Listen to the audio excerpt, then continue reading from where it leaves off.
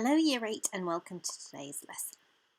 Today we're going to be looking at one of the major battles of the English Civil War. The very first one, the Battle of Edgehill. Now we've done a lot on the causes of the war, and last lesson you had a look at the kind of soldiers and weaponry that were used within the war.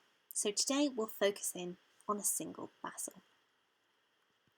Now, I'd like you to start by watching this little introductory clip to the Battle of Edgehill. Begin it at 40 seconds in. You don't need to watch the first 40 seconds, and then watch the rest of the clip. Make notes on the battle from the clip.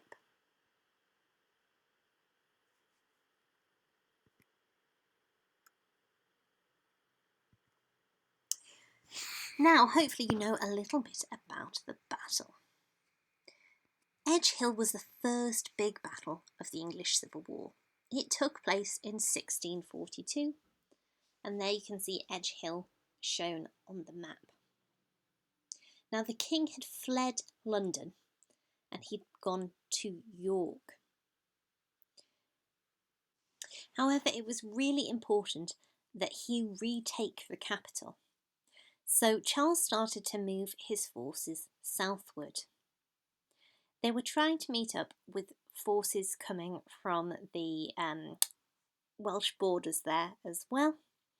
So we have Royalist forces descending from the north and from the west. Now, before they reached London, the parliamentarians wanted to cut them off.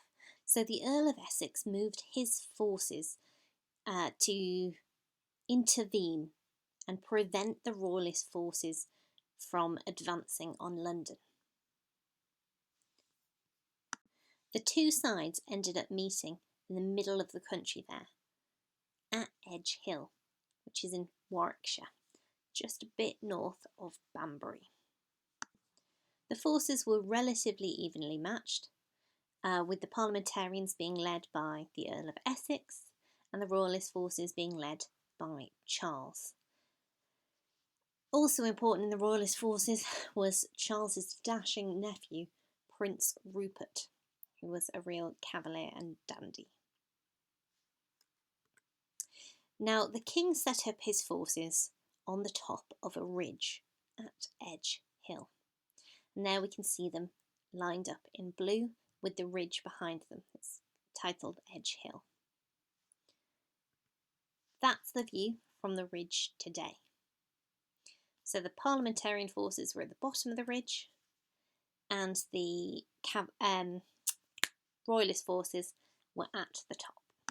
Now, this was the very first pitched battle of the Civil War, so neither side was very experienced. Both sides were hesitant to actually jump into the conflict. They were rather surprised by each other. They hadn't realised that they were so close. This means it wasn't until 2 p.m. in the afternoon that fighting finally broke out. The king's forces descended the ridge. Apparently, the sight of the king going between his regiments to encourage his men that finally goaded the parliamentarians into attack. The battle began with a large artillery fire from both sides. The bombardment was loud and noisy, but pretty ineffective. It was Prince Rupert's actions which seemed first to change the stalemate within the battle. Prince Rupert led a cavalry charge, that is, a charge on horses, mounted soldiers, into the parliamentarian ranks. This caused the parliamentarian cavalry to flee, and Prince Rupert's men took the opportunity to loot the baggage train of the parliamentarians. This was a mistake.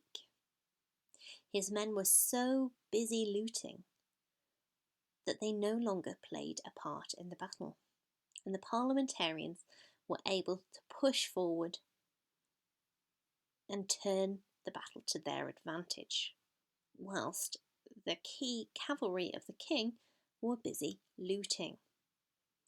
If Prince Rupert had kept more discipline over his soldiers and brought them back onto the battlefield, the king might have won this day and the civil war would have been over. Instead, the civil war continued raging on for years. Without royalist cavalry to oppose them, the parliamentarian cavalry were able to push forward. They even threatened Charles himself and his sons. So Charles sent his sons, the Duke of York and the future James II and the future Charles II, out of the battle to flee to safety. But the parliamentarians kept pushing forward. They managed to seize the royal standard, and this was a great morale boost for the parliamentarians. With the return of the royalist cavalry eventually, the royalists were able to regroup and they retreated back up the hill. The parliamentarians also regrouped and retreated, and as night fell, the two sides came to a stalemate. Now, it was supposed to be a bitterly cold night, and that was said to be the reason that many of the wounded survived, because their wounds were stopped by freezing up. The next day, neither side wanted to battle further, and so both withdrew. This means that there was no clear winner to the very first battle of the Civil War, and Charles has seemingly wasted a golden opportunity to seize the upper hand. I'd like you now to read the information about the Battle of Edgehill and complete these 8 sentences, filling in the gaps to describe the battle. And then you have a choice.